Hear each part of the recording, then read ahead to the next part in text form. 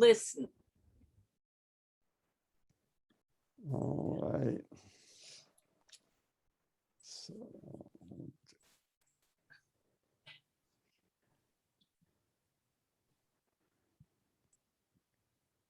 okay, I hope you can see the share of the screen. Yep, it's good. Okay. And play from. Okay. Very good. All right. So the last time we stopped with the just as we were about ready to start the Aztecs. And so when the Spanish came here, there were two empires, big civilizations. Yeah, there were a lot of little cultures going on, but when the Spanish came, there were really two mature, what we would call civilizations. In Mesoamerica, there'd been 3,000 years of civilization, starting with the Olmecs.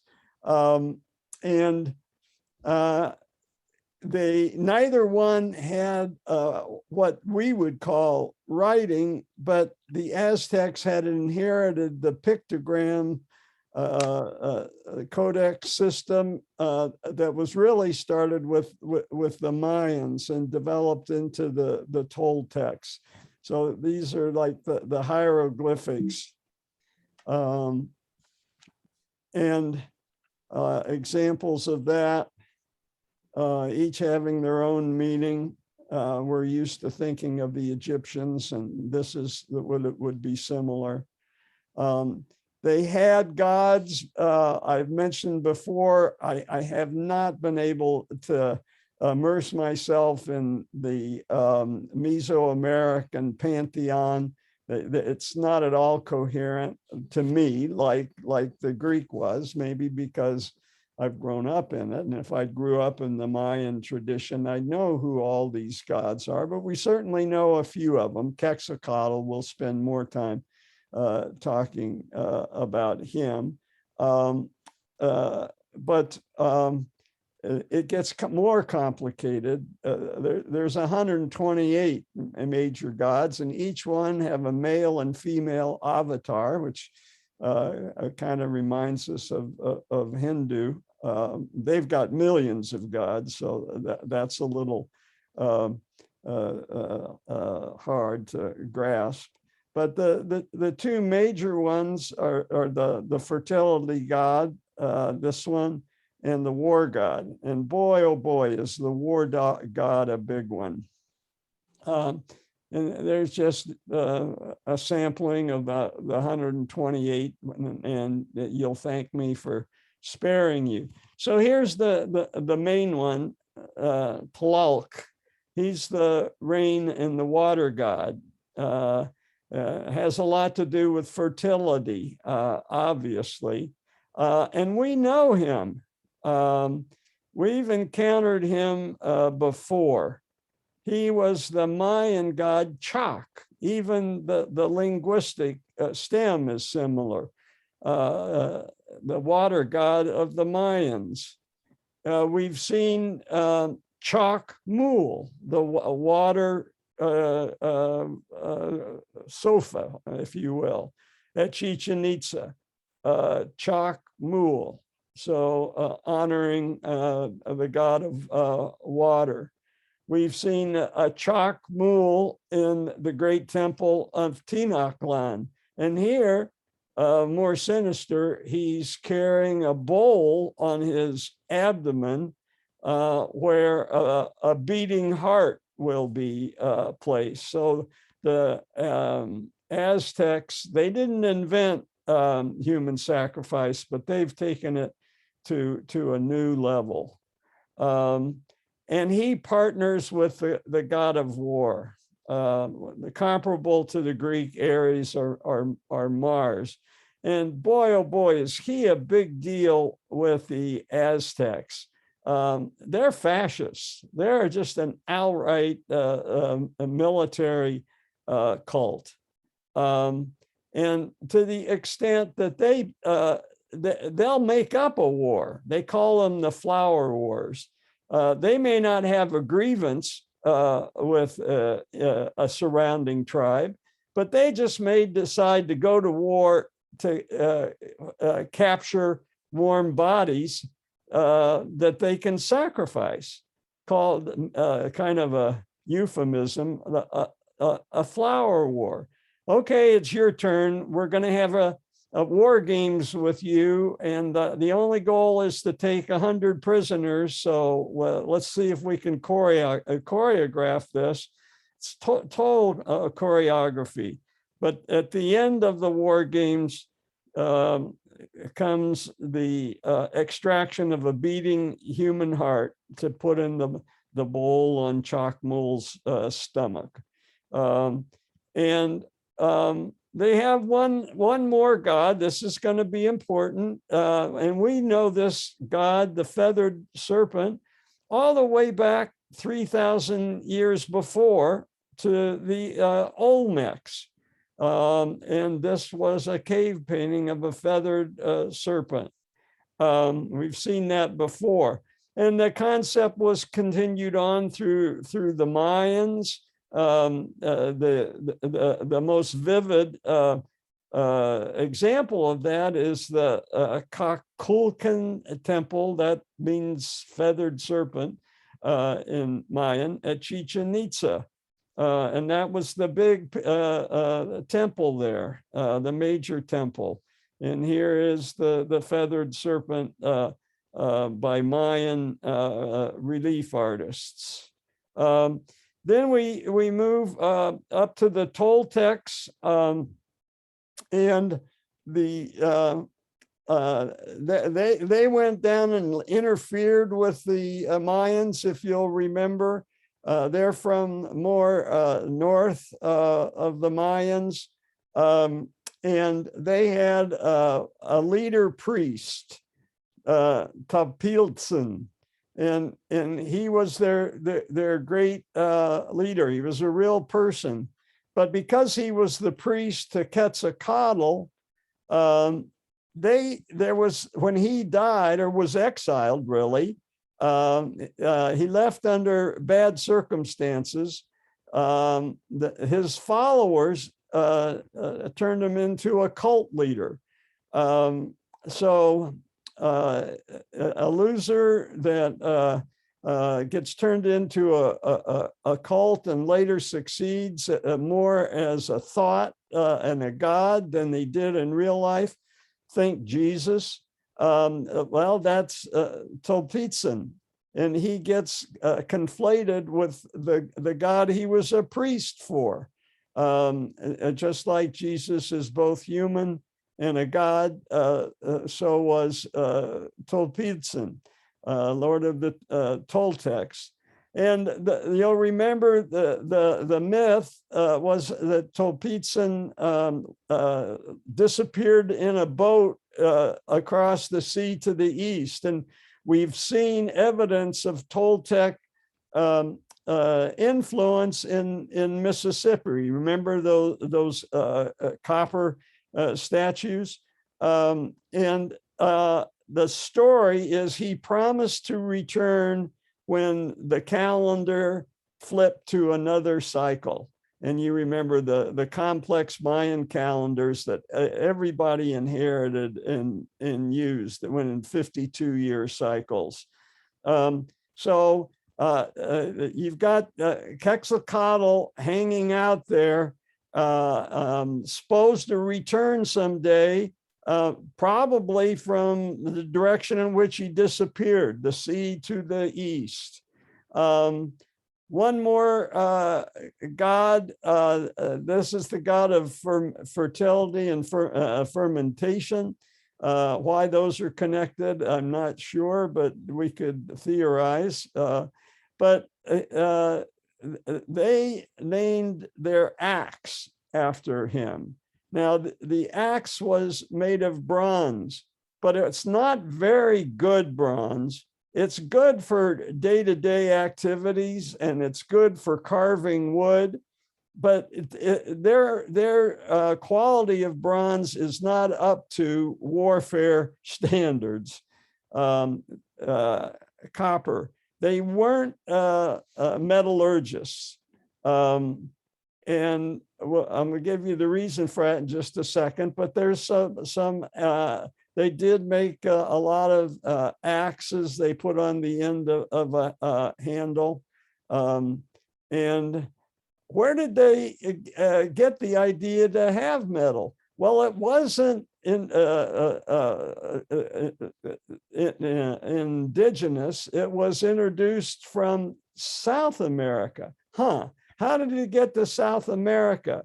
There was a maritime trade, I had no idea, off the west coast of Mexico, the Pacific side.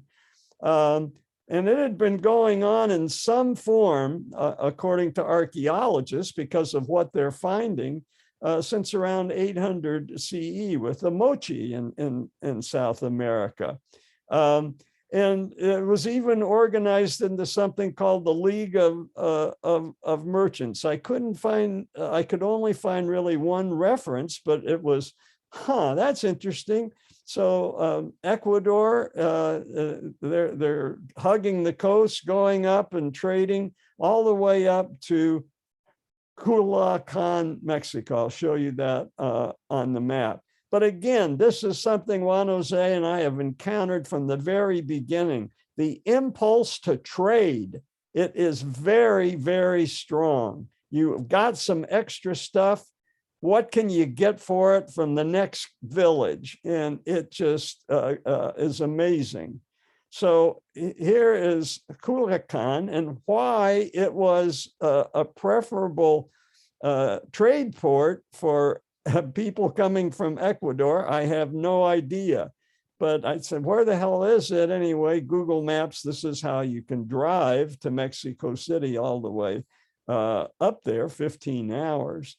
But practically, what did that mean? It meant that metallurgy and copper, and therefore bronze, bronze is made of alloy of copper and tin, what became available up here. And so there was a people who adopted it, early adopters with this new metal thing. And they were the Tarascan. And of course, they hated the Aztecs and they stopped the Aztec northern march. And they were the first to use metal weapons, or among the first. And here's more examples of the metal that they used and the weapon being used in combat. But the major cutting utensil was not metal, it was obsidian. And the natural resource of obsidian stunted the growth of metallurgy. There was less need for metal if you had a lot of obsidian. And obsidian was first used, it's volcanic glass, right? So you've got to have volcanoes, and they have volcanoes in Mexico, as we know. And the obsidian was harvested, and the first documented use of that in Mesoamerica was for bloodletting. Now, I'm sure it was used for more household things before that, but historically, this was used for, you'll remember early on, the blood sacrifices to the gods were made by the Mayan royalty, not the common people. The Mayan royalty cut themselves and put the dripping blood into a bowl. And they gave it to the gods because all of Mesoamerican civilizations believed that the gods created man from their own blood. And so this is just kind of a small token of payback. And at first, just pricking the king's finger, or sometimes the penis, the queen's tongue, and getting blood from those sources. That was enough. Obsidian, how you find it in the ground. And here are the different places where precious stones can be found. The bigger star is where the obsidian is. It's always got to be near a volcano, and most of these are in the south. All right. Now the turquoise comes exclusively from the north. So, and that's a copper a product, but that was for all the way up from Arizona. So valuable stones. So they made obsidian knives, and this is with the Toltec warriors that they found at Tula, but with a very sharp obsidian cutting edge. And this was what they used for battle, but obviously could be used to prepare food. But this was the most draconian use of it, to cut out the heart, the beating heart of human beings, to sacrifice and give thanks to their gods, propitiate their gods. This is an early Spanish speculation on the process. They also could use obsidian in their weaponry. And so you see they put little shards of obsidian along the side, creating Amakua Huitl. I'm butchering the words. And so it was used universally, even after the Spanish got there. The Spanish, as we'll learn, were able to organize Indians to Native American tribes to fight the Aztecs, because the Aztecs, being fascists and living and brutalizing and terrorizing their neighbors with, hey, you want to have your beating heart cut out? You better fall in line, or we'll launch a flower war against you. The Spanish could easily recruit, and we'll see that story. I hope I'll get to it by the end today, the first contacts between the two civilizations. But the Spanish had some setbacks, as I'll be talking about later, and their heads were offered to the god of war. How do we know all this stuff? You keep hearing about codex. There's a different different codexes. There's a Venetian codex, a Florentine codex, no doubt named for whoever the scholar was, in this case a Spanish Franciscan, who did their research and wrote it down. So those are the source. So just to orient to the geography, let's start first with Teotihuacan culture.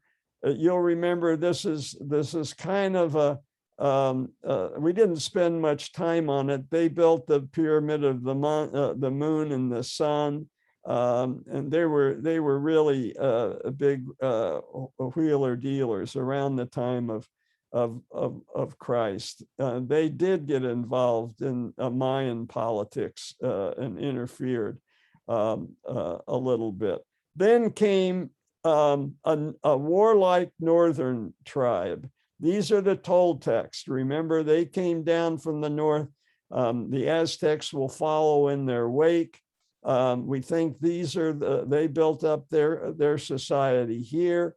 They're the ones that had the god Quetzalcoatl. We've seen influence of Toltec influence possibly in Mississippi. And now we're going to look at this complex of lakes around central Mexico. And obviously there'd been always a lot of economic activity around these lakes, first on the shore and then development on the islands by different cultures. But ultimately, this is going to be the Aztec headquarters, the center of it all. So the moat was already there, and then they built the castle in the middle of the moat. And wielding a lot of power and territory and getting tribute from people. You can call it taxes, but it's really tribute. They develop this civilization. No doubt it's a civilization, all the elements of it. And this is another map of the same thing, the Mexican Valley with Tenochtitlan. I'm going to come back to this map a little bit later, Teotihuacano here, but we're going to learn that it's going to be easy for the Spanish to launch a siege here. They just cut off Tenochtitlan pretty well, with the Indian allies who have come to resent the Aztecs and are tired of their terrorism. So everything begins with a T. That's what I've learned. You've got to make the differentiations, and you start with the letter T. So this is probably what their Tenochtitlan looked like at its height. Had more people than any city in Europe, but probably not as much as in China. And this is a diorama of a marketplace with their forbidding temples in the background. And there was one admirable person that I ran across. It's Nezhuacatl. He was not, you're looking for a genius. You're looking for somebody like Leonardo or the Chinese equivalent guy. He was a scholar, a warrior, an architect, a poet, a philosopher. He was really also, like Da Vinci, built things. So he built a dam that enabled Tenochtitlan to expand. And he was a monotheist. He thought, hey, we ought to consolidate. So in that sense, he was a little bit like Akhenaten in Egypt, but he was no more successful than Akhenaten had been. And he did a lot of speculating on what the good life was and what the meaning of life was.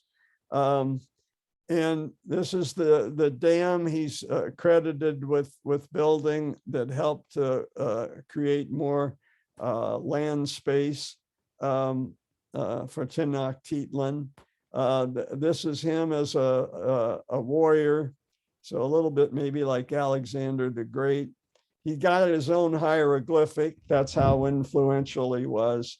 And he still has a statue in Chapultepec Park in Mexico City. So the exception proves the rule. He was the only guy I could find that I could halfway admire. So just a reminder, the Aztecs inherited, there's a continuity, as the word continuity I keep emphasizing, 3,000-year history of continuity of building up things like the calendar, the Mayan calendar. So this is the Aztec calendar. The philosophy was very, very fatalistic. Like the Chinese, they believe in the cycle of history, as do the Chinese. And that their specific belief was the world had already been destroyed 4 times over, and that it's going to happen again. We can only forestall it with human sacrifice. So that was their motivation. I want to say a word about their agriculture. So we talked about the Mayan agriculture, the introduction of corn, the hybridization of corn, the 3 sisters planting together the beans and the squash, where they all supported each other in this synergy. And now the Aztecs took, no doubt, an existing maritime type of agriculture and expanded it into the floating gardens. So what are the floating gardens? This is how it works. So you've got your ready water supply, just seeps in to the roots, and you've got your raised beds, which a lot of urban farmers are favoring now. You've got a framework to hold in the soil, and now we're looking at this map again, looking at the color coding, and these were called chinampas areas. And here was the big chinampas area. All of this were floating gardens that supplied these civilizations around the lake with food. You can see that there's a lot of brackish water and marshes, but right in the middle, a lot of fresh water still coming from the center. So ecologically, it was viable for a long period of time, thanks to the chinampas. And some modern analysis has looked at that and said, well, wait a minute, this technology, that's not such a bad idea. You know, just like some thought has gone into, why don't we revive something like the 3 sisters? I showed you the study that maintained that the 3 sisters form of agriculture was a third more productive than the monocultures that we've evolved to, and certainly more ecologically sound. You'll remember the squash had stems that prevented insecticides, so maybe you don't need to spray them as much with all the pollutants that we've come up with. So more organic, if you will. And ditto with the Aztec ideas. I say Aztec, it was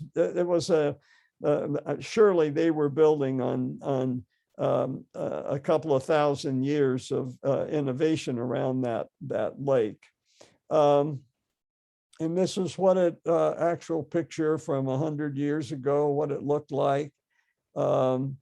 Here's what it looks like more today. If you've been to Mexico City, you go to Xochimilco, which is right in the middle of Chiapas country. And we saw, by the way, floating gardens when we went to Lake Titicaca in Peru. We went out to one of those. There's still people living on the whole thing floats, really. And it's like walking on a waterbed. Very, very nice. So there are some model farms trying to recreate that. The article described. some areas where traditional farmers are still working. So the Aztec were not a continuation, though, of Mesoamerican culture. They added a fascist layer. They were not representative. They were a militaristic afterglow, if you will.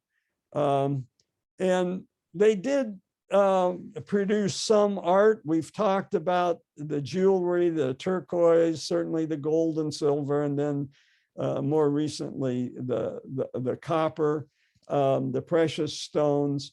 We were spoiled by Italian city-states, and so we can't say that their art was excellent, but they had some artistic sense, and a lot of it they had inherited, but they added some new elements. And you'll remember the connection with North America initially was the turquoise trade, the Arizona, which took Mesoamerican culture up to our old stomping grounds within 60 miles of where we live in Wapatki, where they had a ball court. So Mesoamerican culture was very successful in expanding ideas.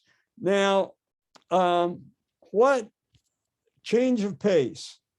Now I'm shifting gears and I'm looking at the really interesting question of what happens when two land masses have been separated by 25,000 years. And who was marooned? It's a matter of, it's arbitrary, but they were certainly marooned from each other. There used to be a ready communication here across this landmass and in the Ice Age. But then global warming and the water, the ice melted, emptied into the oceans rose, and this landmass was cut off. And now we're on our own. There's no more trading information, no more trade at all. So that instinct to take your surplus and get something better is thwarted when this is flooded. No doubt it continued by boat for maybe even 1,000 years, but then eventually that became untenable. So what happens now when two civilizations evolve very differently and meet? And we've seen that the New World developed into different cultural zones. And the two cultural zones at the time of the grand meeting in 1511, you know, Columbus discovered 1492. I'm not going to spend much time talking about the next 20 years because they were just kind of exploring the Caribbean and little islands. But the two major civilizations, Mesoamerica, had yet to come in contact with these new adventurers. The Incas were the second major civilization. So there are only two at the time the Spanish arrived. There have been a lot more. We talked about the Muisca, and we talked about North America too, but really there's only two. Mesoamerica and the Incas when the Spanish arrived. Yes, there are other cultures, maybe you'd even call them civilizations, but they weren't empires. And it was empire meets empire was the real interesting connection. And here we are in the, just to review the sequence of things. Here are the Olmecs. They entered the civilization game a little bit later.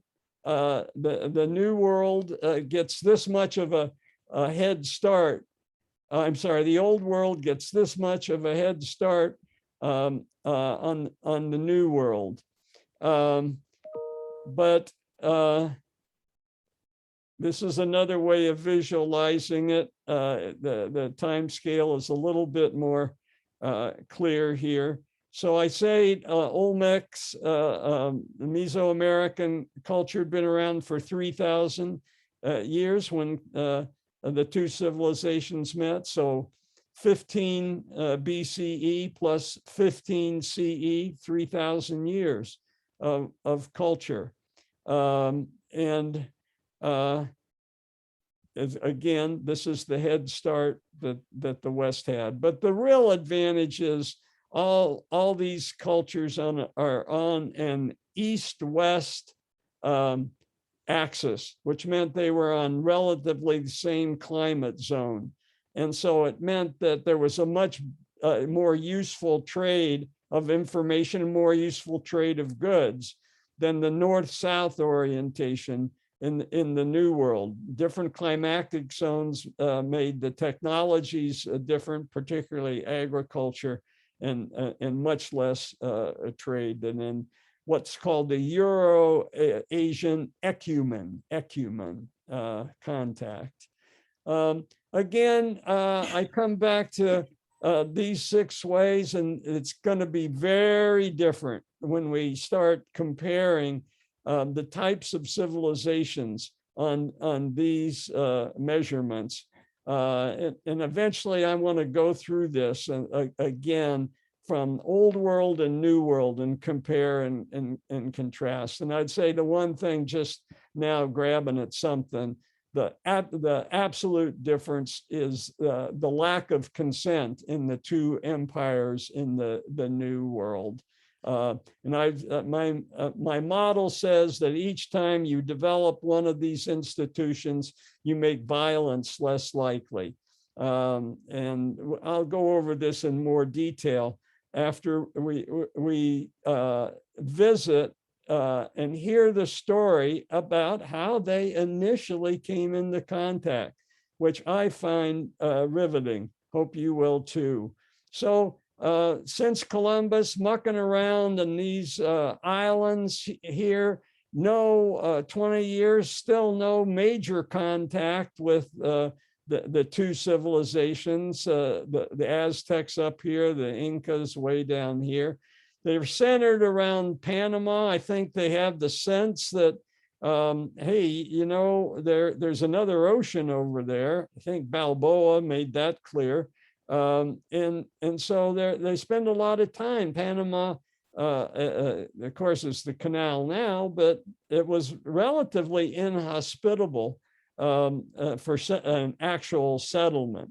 And eventually they wind up in Cartagena, a major port in the Caribbean in Colombia. But early on, and then ultimately it's on the West Coast, Lima really becomes the major port for the Spanish. But now in 1511, they're here in Panama, and there's a shipwreck.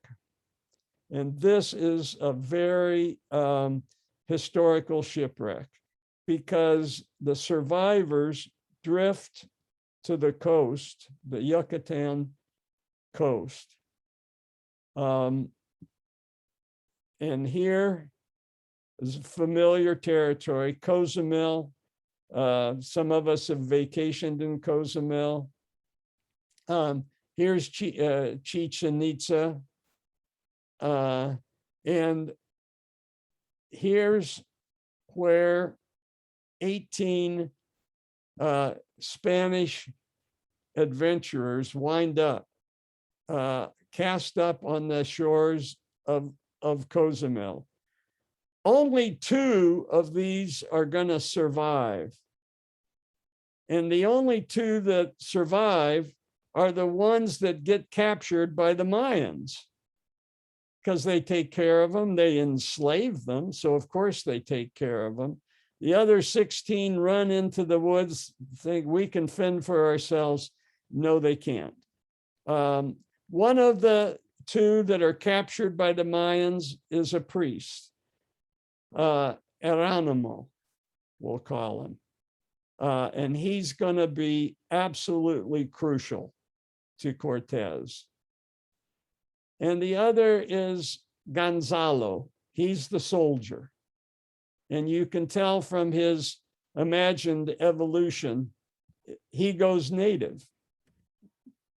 And he marries a Mayan woman. And they have a kid. They have two kids. We saw this statue when we were on vacation in the Yucatan, Akumal. It's a little beach town. And we were there, I don't know, the kids were young. And it wasn't displayed like this. It was hidden behind some trees on the beach. And I said, what the heck? What is this? And having three kids, I didn't have a chance to investigate it at the time. And that's why I like giving these talks. This gives me an occasion to investigate things that I've seen and that I haven't fully understood. But here it is now on more prominent display in a more prominent place off of the beach in Akumal. And I had seen the sign at the time that said something like this, the first mestiza. I said, wow, this is the first mestiza. That is really interesting. And at the time, it was hard to find information, and I didn't have the time. Heck, now you can watch the YouTube.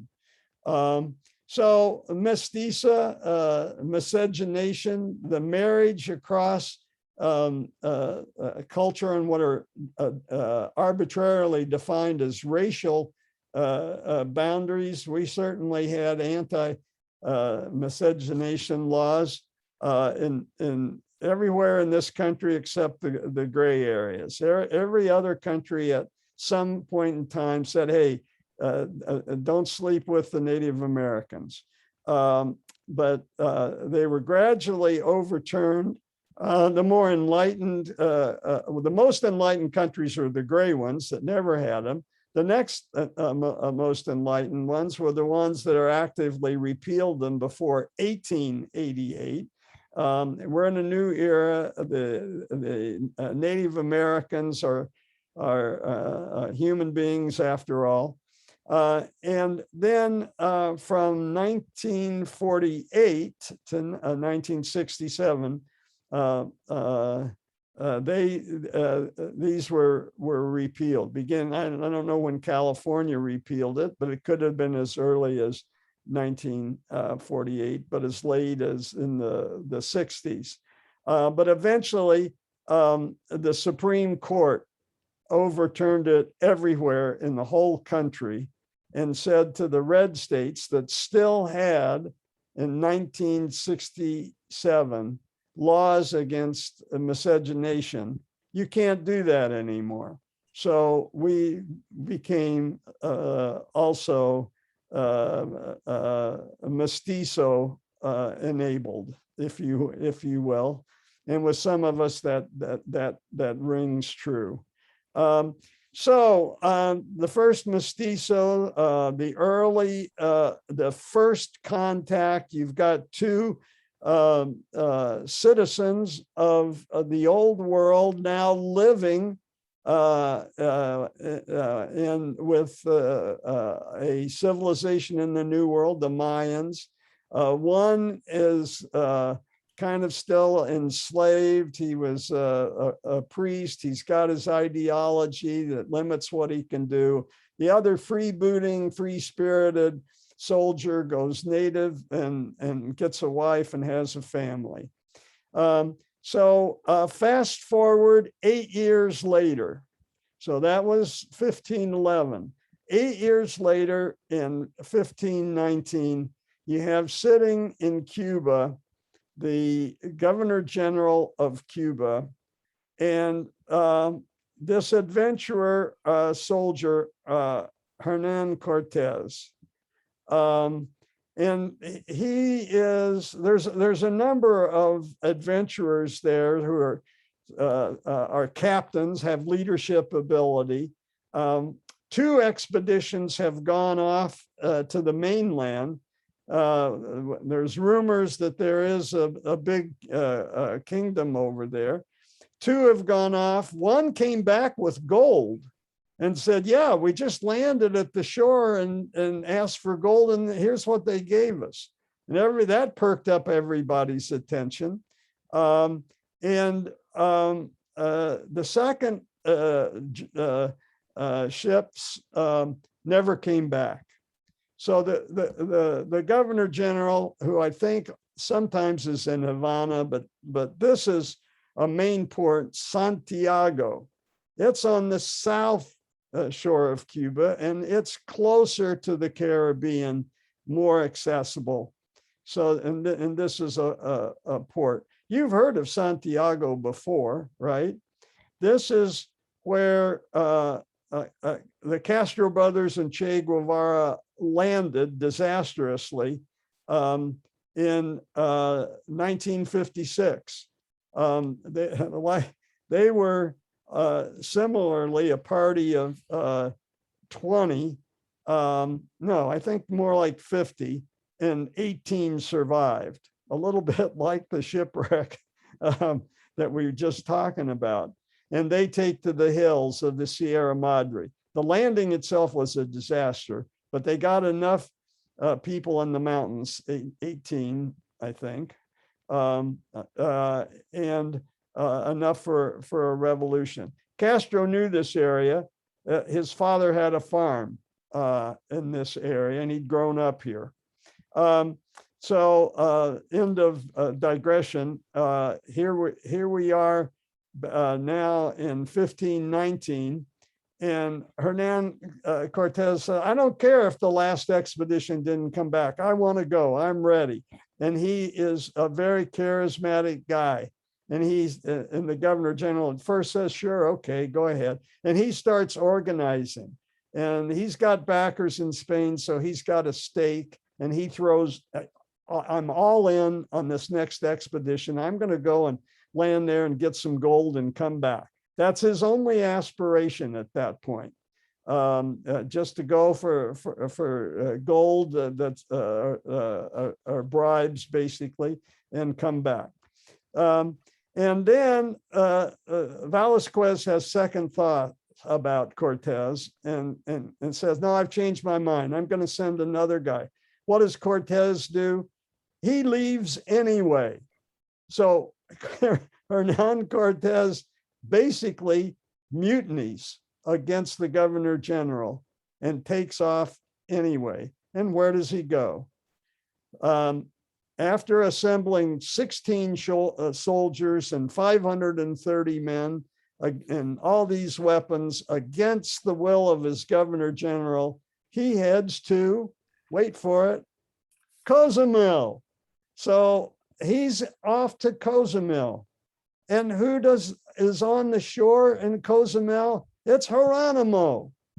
Wow, this is going to be crucial because Geronimo has learned Mayan. He can speak Mayan. He had to take orders from his Mayan master, so he better learn it, and he did. So Cortez says, well, how are you doing? And he says, I want to come with you. There's another guy here, just one more guy. I think he'll probably stay. So Geronimo becomes Geronimo the priest once again, no longer a slave. And Gonzalo stays with his family and the first mestizos. And what's he thinking as the ship sails away? Who knows? So the ship bounces around the Yucatan, looking for places to land and get gold. That's all Cortez wants, just gold. And then this is where the first expedition had landed before and got gold. And Cortez says, okay, next stop, that's Patanachin. And he gets there, and the Aztec leader said, well, we kind of gave a lot of our gold away. Would you take these captive women? We've captured them in warfare, and they're our slaves. So we'll give you 20. And lo and behold, one of them is Aztec. So she speaks Aztec. It's the official name is a little bit different, but I'm just going to say Aztec. So she speaks Aztec and Mayan. Like Aguilar, like Geronimo, she's had to learn Mayan as a slave. So that means that both Aguilar and this woman who becomes Malinche, they both speak Mayan as a second language, right? So now Cortez has probably the most important part of his conquest. He has the ability to communicate with Aztecs. He's got more important than the 500 men, more important than the 12 horses. He can talk and get across ideas, and most importantly, learn stuff, learn about the enemy. So where do they go? Next stop, Veracruz. And that is controlled by the Aztec. They've left the Mayan area at the Yucatan here, and now he's in the mouth of the lion. He is in Aztec territory. A new adventure. Before the conquistadors had only landed here and tried to collect gold from the coastal villages. But the action, as we all know, is inland. That's where the civilization is for defensive reasons. And so now he lands in Veracruz. There are local Indians who know about the Aztecs. They talk to them first, but everybody can speak Aztec because to get along in the empire, you've got to. So Cortez has a question on the beach, and he gives his question to Aguilar in Spanish. He translates it into Mayan. Malinche takes the Mayan and translates it into Aztec. So you've got this communication link, which is as important as anything. By the way, Malinche and Cortez mate, and they have the second mestizo. I'm sure there are other mestizos, but these are the ones we know about. And so arbitrarily we'll say he's the second mestizo. And this monument goes up not on some obscure beach in the Yucatan. They put this one up in Mexico City. And do you think this was controversial? Yes, it was. So the little mestizo is soon kidnapped, vandalized. And I don't know what the current state of this monument to the mestizo is, but it was not accepted by everybody in society. By the way, Cortez, here he is portrayed as a rather handsome guy, but that's not the way 20th century artists drew Cortez. He almost always looks like this. He's you wonder if he's human in the way he's portrayed by 20th century artists. Anyway, back to Veracruz, they're trading information, and they learn that the local Indians really don't like the Aztecs. And for this information that Cortez is able to get through his interpreter system, the first communication between two major separate empires, civilizations, is key. And this knowledge makes Cortez think, wait a minute, what's my real goal here? Is it just to collect the gold and run? Or is it possible that me with my 500 men and advanced technology, these people don't seem to have gunpowder. They don't seem to have metal weapons. It looks pretty much like Stone Age. They got these primitive copper things that break in warfare, good for the kitchen use. And then all they've got are these obsidian blades, which can't last very long in a battle because they chip. It's just glass. So I think maybe I got to rethink my goals here. So he knows that has mutinied. So he went to law school, by the way. He's still young. He's in his 30s. He went to law school. And so he comes up with a legal strategy. He says, I declare the mission that I did have, that I mutinied to continue, is complete. That's over. I am no longer a caudillo. I am forming a new legal entity called His Majesty's Armies. And I'm going to try to capture this empire because I think I can, based on this new information I have and seeing their low technology. So I am now the captain of His Majesty's Armies. I'm in a good position. If I fail, who cares? I'm dead. But if I succeed and I capture this empire, I'll be forgiven for everything, including this made up institution. And so, folks, I think this is the best place to stop, and we'll continue Cortez's great adventure next week. I'll stop here and I'll take questions.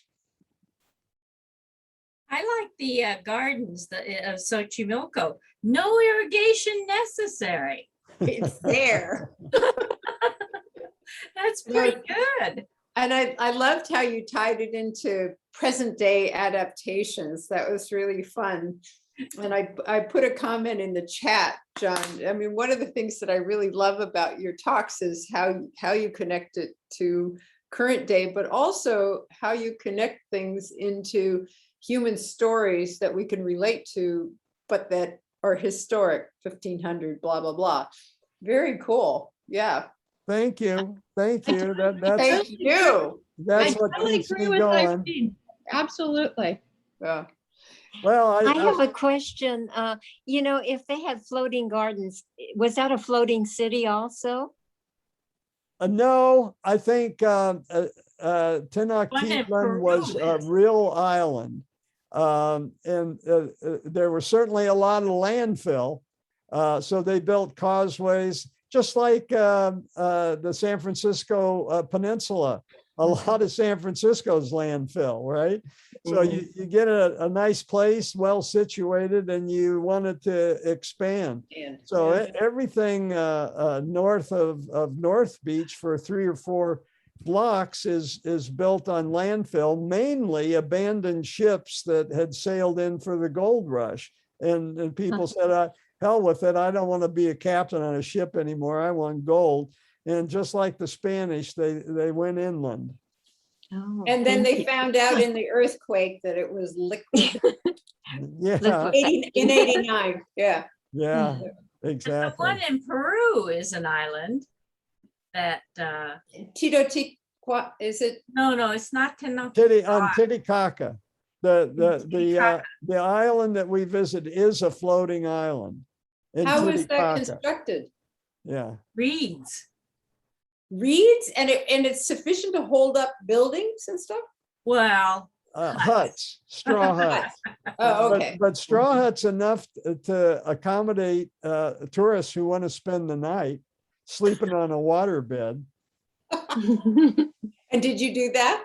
We did not spend the night, but we were there all day, and we still have a mobile hanging in our living room that we bought there. They're very good with weaving rushes. Oh, okay, yeah. Are they the ones that make the rush boats that are quite long? Okay, all right, now I can think, yeah.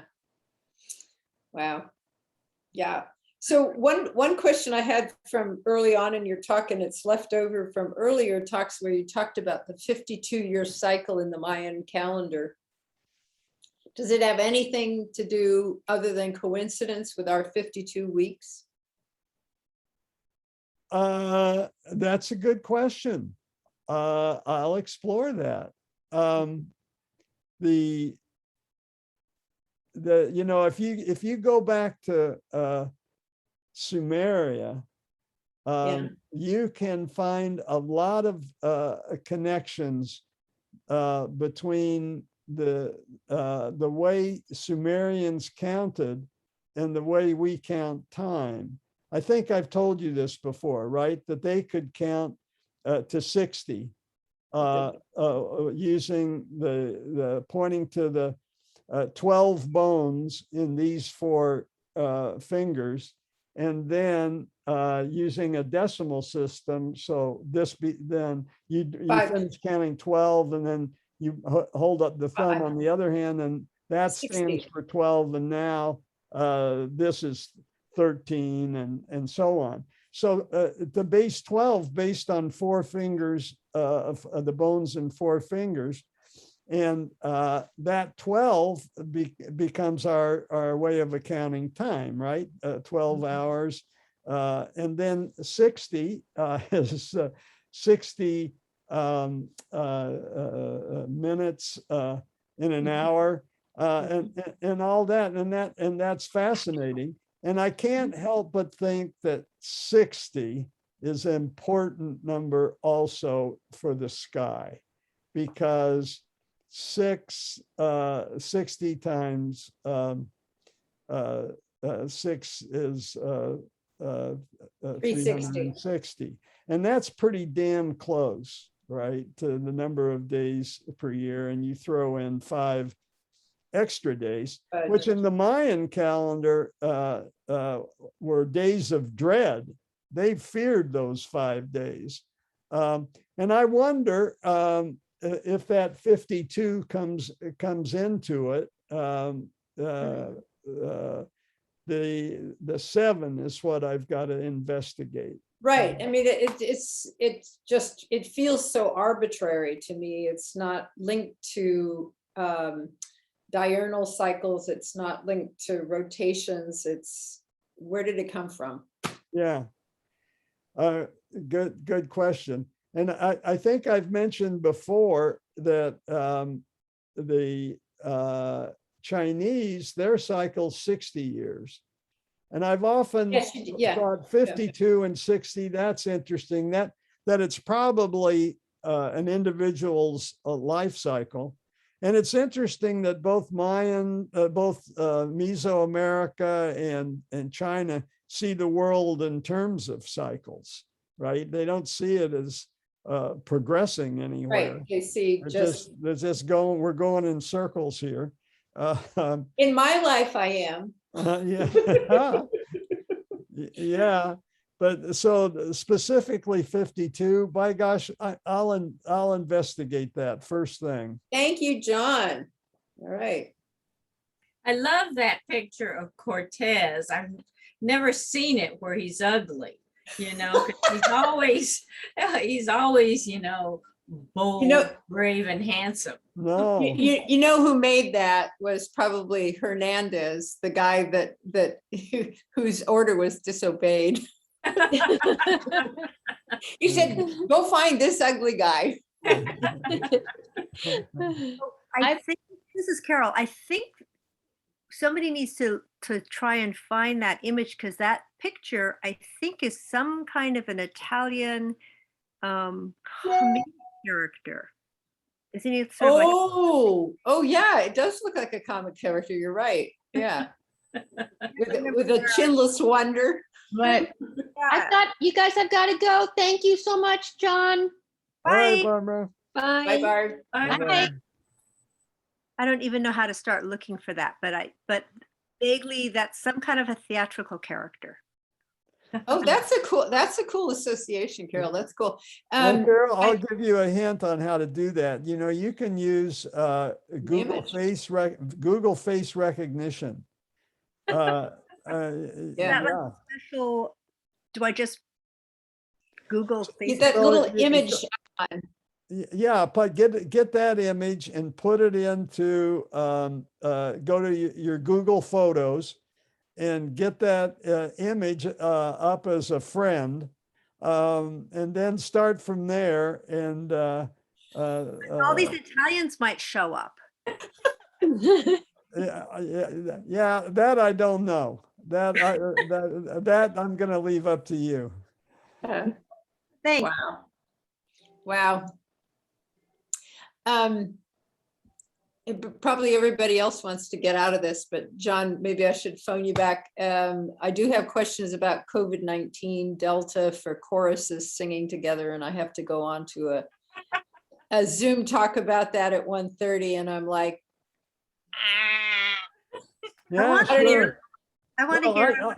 I found the last UCSF that was talk very just good. absolutely very, very riveting and Yes. very interesting. And the most interesting thing now is the new CDC recommendation Yes. for booster shots. And Wachter was trying to get those two guys to say that it was okay for Wachter to get a booster shot. Wachter wants a booster shot. Did that come through? And that's Yes. what I could see. And they Yes. wouldn't go with it. Exactly. But the CDC did. Well, yes and no. I mean, they were saying if you're immunocompromised, go ahead. If you're not, just hold on to your britches.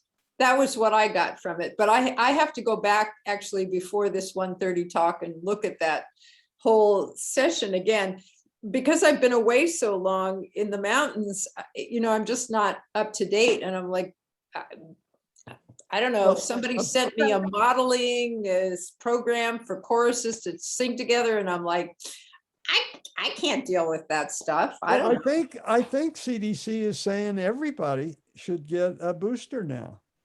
Right, the CDC's 8 months from now is my understanding. 8 months from when you were vaccinated. Yeah. So I don't qualify till December, for instance.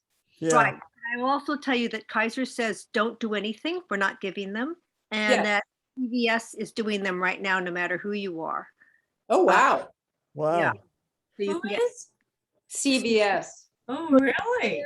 very confusing, and I've listened to several podcasts which are basically saying, so what I was getting out of the podcasts I was listening to, and I didn't remember the references, is that you're not likely to get it, but it's much more virulent, and you should not be using cloth masks anymore. You should be using N95s.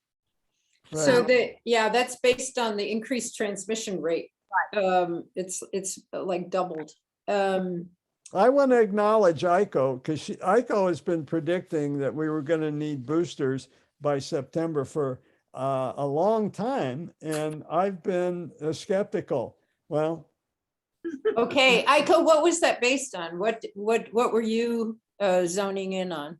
Well, they had recommended that after 6 months, it was declining anyway. They Mhm. mentioned that.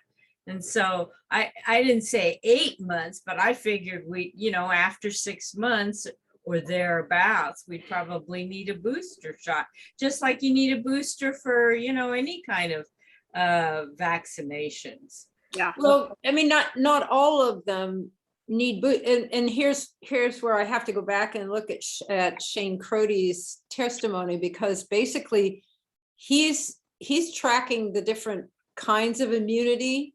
And I think when they do the studies, they're tracking only the antibodies and not the T cells. And his deal is you still have the T cell memory cells in there. And that's where I don't understand where somebody just said, okay, risk aversion, let's just give boosters. Or if boosters were really precious and they really had to think about it, would they be doing more T cell studies and figuring out, actually, your memory cells are pretty good? That's where I worry, is that the T cell memory cells are not being evaluated. So yeah. Well, here's what Well, I what think. happens Here's if you what I get think. it though, and your T cells remember? Say it again. What would happen if you get it, but your T cells are ready? Are you going to be overreacting to Well, it, let or- me No, let me answer that. Let me answer that. So the thing is that the antibodies act immediately, right?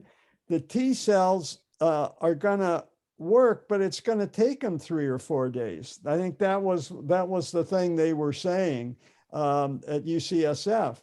And what we've learned is that 3 or 4 days is a bad deal epidemiologically. Right, From the because you're public health point of asymptomatic. view, you may be immunized, but 3 or 4 days you're going to carry it and transmit it.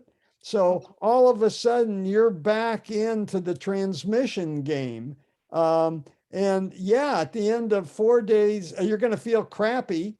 And the infection is not going to go to your lungs. It's just in the upper airway, but that's when you're singing, you transmit it from your upper airway. And so you're contributing to the pandemic, even though you're immunized and you're protected. So I think CDC is making this from the standpoint of public health, not from the standpoint of an individual calculation. That's a great way to interpret it. That's really helpful. And actually, that's really funny that we're into that, because this is a sideline. But as I was listening to Shane Crody talk about it, and he's absolutely right. If you're exposed to the virus itself, you develop a different kind of immunity than you do if you're getting vaccinated, right?